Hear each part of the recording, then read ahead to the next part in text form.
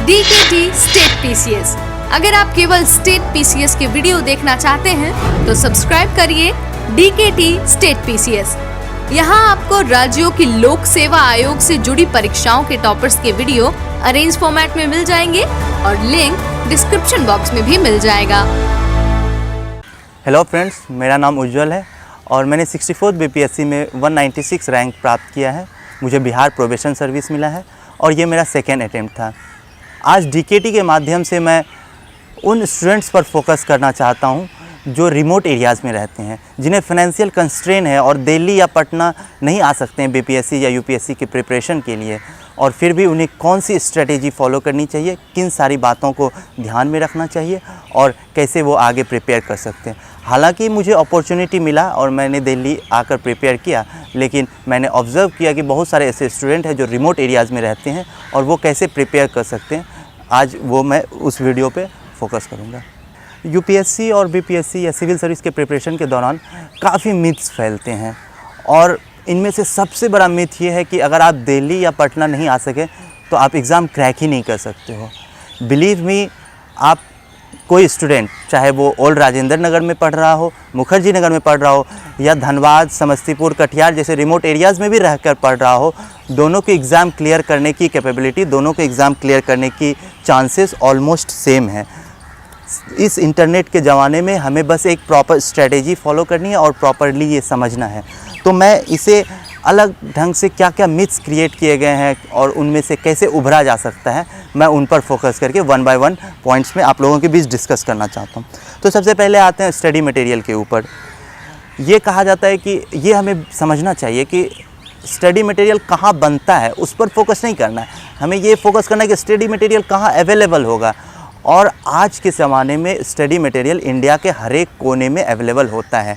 आप अगर xerox shop में अगर आप फ़ोन करोगे, ऐसे हज़ारों ज़ेरॉक्स शॉप हैं दिल्ली में, जो फ़ोन करोगे तो आपको रिमोट एरियाज़ में भी, इंडिया के हर एक कॉर्नर में भी आपको वो कुरियर कर देते हैं और हूबहू सेम स्टडी मटेरियल। तो हमें ये मिथ हमेशा अपने दिमाग से हटा देना है कि क्या पता दिल्ली और पटना में रहने वाले क्या कुछ अलग ही पढ़ लेते हैं। कुछ भी नहीं है, सेम स्टडी मटेरियल है और ये हर एक जगह अवेलेबल होता है। साथ ही साथ हर एक कोचिंग इंस्टीट्यूट के खुद के वेबसाइट होते हैं, हर एक कोचिंग इंस्टीट्यूट के खुद के YouTube चैनल होते हैं और उन पर लगभग सारे स्टडी मटेरियल उन पर अवेलेबल होते हैं, चाहे टेस्ट सीरीज़ हो, चाहे न्यूज़ एनालिसिस हो और कुछ भी हो। और इसके साथ साथ ऑनलाइन PDF भी बहुत सारे अवेलेबल होते हैं। तो ये मिथ हमें छोड़ देना है कि अगर हम रिमोट एरिया से प्रिपेयर किए तो हमें स्टडी मटेरियल नहीं मिलेगा। अब मैं सेकेंड पॉइंट पे आता हूँ, कोचिंग से रिलेटेड। तो ये सेकेंड सबसे बड़ा मिथ है कि अगर आप कोचिंग नहीं करते हो तो एग्ज़ाम तो छोड़ ही दो, एग्ज़ाम नहीं निकलेगा। ये मिथ अपने दिमाग से हटा लेने का है। ये मिथ जो है ये मिथ ही है। तो मैं 1 बाय 1 मैं आप लोगों के बीच सब्जेक्ट वाइज आप लोगों को डिस्कस करूंगा कि कैसे सब्जेक्ट वाइज विदाउट कोचिंग भी प्रिपेयर किया जा सकता है। आप अगर रिमोट एरियाज़ में रह रहे हो, आपके पास इंटरनेट कनेक्शन है और एक एंड्रॉयड फ़ोन है। तो सबसे पहले अगर मैं BPSC की बात करूं तो सबसे पहले सबसे इम्पॉर्टेंट जो सब्जेक्ट आता है वो है मॉडर्न हिस्ट्री, जिससे बहुत सारे क्वेश्चंस आते हैं। तो मॉडर्न हिस्ट्री में अगर आप स्पेक्ट्रम पढ़ रहे हो और घटना चक्र से क्वेश्चंस बना रहे हो और प्रीवियस ईयर क्वेश्चन पेपर को साइड में रख रहे हो, तो गारंटीड है कि आप हर एक क्वेश्चन सॉल्व कर सकते हो।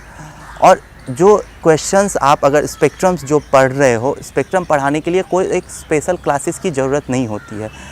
स्पेक्ट्रम्स में इतने अच्छे ढंग से दिया हुआ है कि आप अगर उसे रिवाइज़ करो, पढ़ो, तो आपकी मॉडर्न हिस्ट्री पर बहुत अच्छी कमांड हो जाएगी। जो दूसरी इम्पॉर्टेंट सब्जेक्ट आती है वो है साइंस। तो हमें यहाँ पर ये समझना ज़रूरी है कि ये एक जनरल साइंस है, ये एक IIT के प्रिपरेशन वाली साइंस नहीं है, ये एक जनरल साइंस है। और जनरल साइंस सिर्फ 10th के लेवल के होते हैं और उसके लिए अगर आप लूसेंट पढ़ रहे हो, लूसेंट की टेबल्स, चार्ट्स को अगर समझ रहे हो, याद कर रहे हो, प्रीवियस ईयर क्वेश्चन पेपर को समझ रहे हो, प्रीवियस ईयर क्वेश्चन पेपर को आप मतलब उससे रिवाइज़ कर रहे हो, और घटना चक्र यानी तो लूसेंट की जो MCQ वाली बुक आती है उनसे आप बार बार पढ़ रहे हो, तो वो आपकी कवर हो जाएगी। साथ ही साथ एक दो यूट्यूब चैनल हैं जैसे क्रेजी जी के ट्रिक, वाईफाई स्टडी, उनकी MCQs आप अगर कर रहे हो तो आपकी वो प्रिपरेशन जनरल साइंस की बहुत अच्छी हो जाएगी। तो अगला जो पॉइंट है, अगला जो सब्जेक्ट है वो है बिहार जीके। बिहार जीके से भी काफ़ी सारे क्वेश्चंस आते हैं। तो बिहार जीके को पढ़ने के लिए अगर आप सेल्फ स्टडी कर रहे हो तो क्राउन पब्लिकेशन की बुक है, आप अगर उसे पढ़ रहे हो तो काफ़ी कुछ अच्छे ढंग से कवर हो जाता है। साथ ही साथ एडुटेरिया एक यूट्यूब चैनल है जिसमें कि बिहार स्पेशल एक सीरीज़ है, जिसमें बिहार की ज्योग्राफी, बिहार की इकोनॉमी, बिहार की पॉलिटी, हर एक टॉपिक्स को अच्छे ढंग से कवर किया गया है। तो आप वो फॉलो कर सकते हो, आप रिमोट एरियाज़ में रह के सेल्फ स्टडी कर रहे हो तो। उसके बाद जो इम्पोर्टेंट टॉपिक आता है जैसे सेंसस हुआ, बिहार बजट हुआ, बिहार के स्कीम्स हुए, ये सब के लिए आप सेपरेटली बिहार गवर्नमेंट के वेबसाइट्स पर देख सकते हो। और सेंसस तो आप गवर्नमेंट के वेबसाइट्स के साथ साथ आप क्राउन पब्लिकेशंस में एक चैप्टर्स स्पेशली दिए हुए होंगे, आप उनसे बार बार रिवाइज कर सकते हो। प्रीवियस ईयर क्वेश्चन पेपर को आपको हमेशा साइड में रखना है, वो एक आपके लिए जो गाइड बनेगा और उससे आप प्रिपरेशन की आपकी और इन्हेंस होगी। जो अगला सब्जेक्ट आता है वो है करंट अफेयर्स। तो करंट अफेयर्स में कोई अगर दिल्ली में रह के कोचिंग भी कर रहा है या कोई घर में भी रह के रिमोट एरियाज़ में भी रह रहा है तो कोई फ़र्क नहीं पड़ता है, क्योंकि करंट अफेयर्स खुद से ही पढ़ना होता है। और करंट अफेयर्स में आपको हमेशा ये ध्यान में रखना कि वन लाइनर होते हैं बिहार बीपीएससी के लिए, फैक्चुअल्स होते हैं, और इंडिया और बिहार दोनों के लिए आपको अलग अलग पढ़ने पड़ेंगे।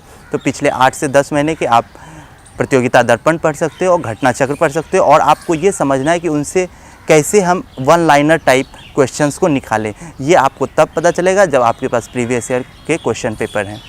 बाकी जो सब्जेक्ट्स होते हैं जैसे कि पॉलिटी हो गए, ज्योग्राफी हो गए, इकोनॉमी हो गए, ये सारे टॉपिक से, ये सारे सब्जेक्ट से मिनिमम क्वेश्चंस आते हैं प्री की अगर बात किया जाए तो। और इनको पढ़ने के लिए आपको स्पेशल जो बुक स्ट्रेटजी में बताए जाते हैं वो बुक्स के सिवा कुछ स्पेशल कोचिंग्स की ज़रूरत नहीं पड़ेगी, बस टेक्निकल टर्म्स को सब समझना है। और अगर बात करें इसके बाद मेंस की, तो आप अगर सेल्फ स्टडी कर रहे हो तो आपको वीक में एक आंसर लिखना बहुत ज़रूरी है।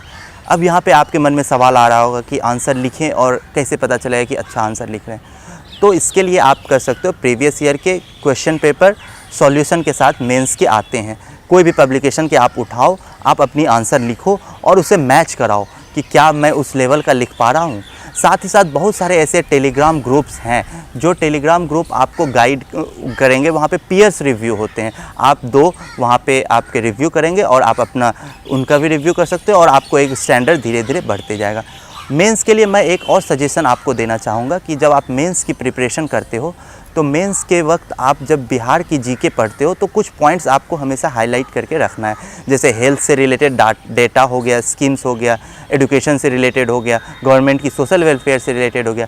मैं यहाँ पर एक अपने एग्जांपल देना चाहूँगा कि मेंस में एक क्वेश्चन आया था इलेक्ट्रिसिटी कंजम्पशन से रिलेटेड साइंस में, तो मैंने उसमें बिहार का इलेक्ट्रिसिटी कंजम्पशन डिफरेंट सोर्स से कैसे होते हैं उसमें एक पाई चार्ट बना दिया था।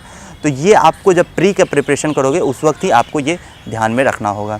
तो ये तो आ गया कि फर्स्ट मिथ तो हम लोगों ने देख लिया स्टडी मटेरियल अवेलेबिलिटी की, सेकेंड मिथ हमने देख लिया कोचिंग्स की। थर्ड मिथ जो सबसे इम्पॉर्टेंट जो आता है वो है कि हिंड्रेंस।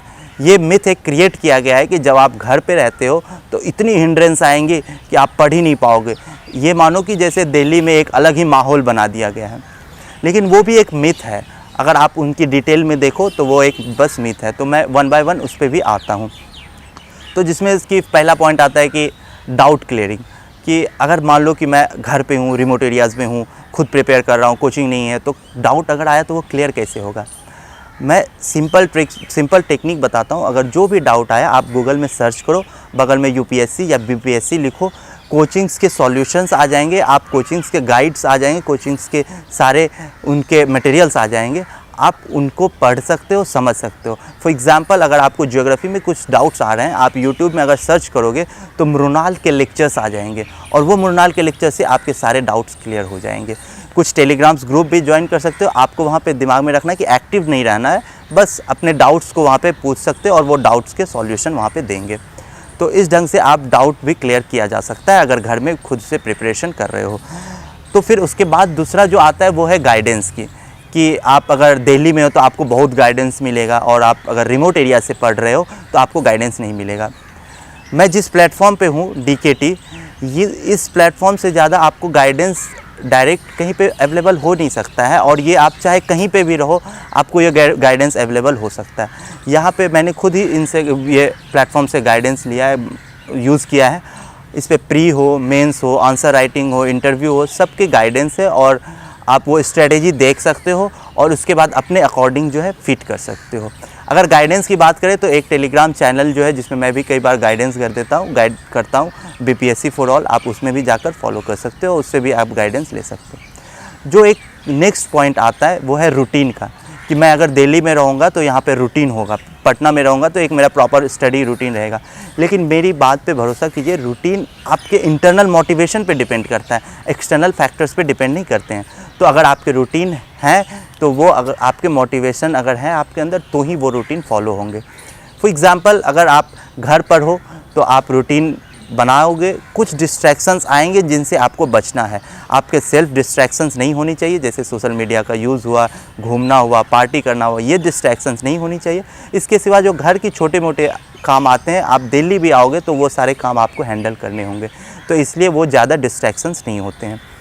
कभी भी अगर रूटीन बना के अगर फॉलो नहीं हो रहा है, आप अगर डिमोटिवेटेड फील कर रहे हो, तो आपको बस ये करना है कि क्यों ये प्रिपरेशन स्टार्ट किए थे और वापस से आप जो है कि उस मोटिवेशन से फिर स्टार्ट कर सकते हो। इसके सिवा जो सबसे लास्ट पॉइंट है और जो सबसे अहम पॉइंट मुझे लगता है ये है कि लो कॉन्फिडेंस। जो स्टूडेंट दिल्ली में या पटना में रहते हैं उनका कॉन्फिडेंस पहले, जो दिल्ली में या पटना में रहते हैं उनका कॉन्फिडेंस बहुत हाई रहता है, और वो जो स्टूडेंट रिमोट एरियाज़ में रहते हैं वो पहले ही अंडर कॉन्फिडेंट हो जाते हैं कि मैं उनसे कम्पीट कैसे करूं।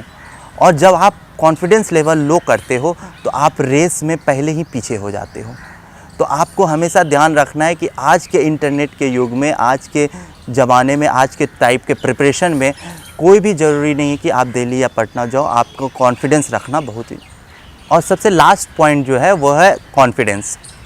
दिल्ली या पटना में रहने वाले स्टूडेंट के कंपैरिजन में जो स्टूडेंट रिमोट एरियाज़ में रहते हैं उनका कॉन्फिडेंस पहले ही लो रहता है, और वो यही सोचकर जब आप इस तरह से अंडर कॉन्फिडेंस रहते हो तो आप रेस में पहले ही पीछे आ जाते हो। तो आपको कॉन्फिडेंस रखना है कि आप अगर सही स्ट्रेटेजी फॉलो कर रहे हैं, सही गाइडेंस मिल रहा है, और आज के समय में सब कुछ इंटरनेट पर अवेलेबल है, और मैंने जिस तरह से गाइड किया उनको फॉलो करके और भी तरीके से फॉलो करके अगर आप करो तो आप क्लियर कर सकते हो। बस आपको कॉन्फिडेंस रखना है। तो लास्टली मैं यही कहना चाहूँ कि हर एक ईयर BPSC में सैकड़ों ऐसे स्टूडेंट हैं जो कि एग्ज़ाम क्लियर करते हैं विदाउट कोचिंग और विदाउट गोइंग टू दिल्ली और पटना। मैं दिल्ली आया लेकिन मैंने खुद भी GS का कोचिंग नहीं किया था, तो इसके बावजूद भी क्लियर करते हैं। आपको कॉन्फिडेंस रखना, आपको एक प्रॉपर स्ट्रेटेजी बनानी है, आपको एक दृढ़ संकल्प रखना है, डिसिप्लिन रखना है, और जहाँ गलती हो रही है बस इम्प्रूव करना है। और मैं गारंटी के साथ कह सकता हूँ, you will crack it and you will make it to the BPSC। Thank you.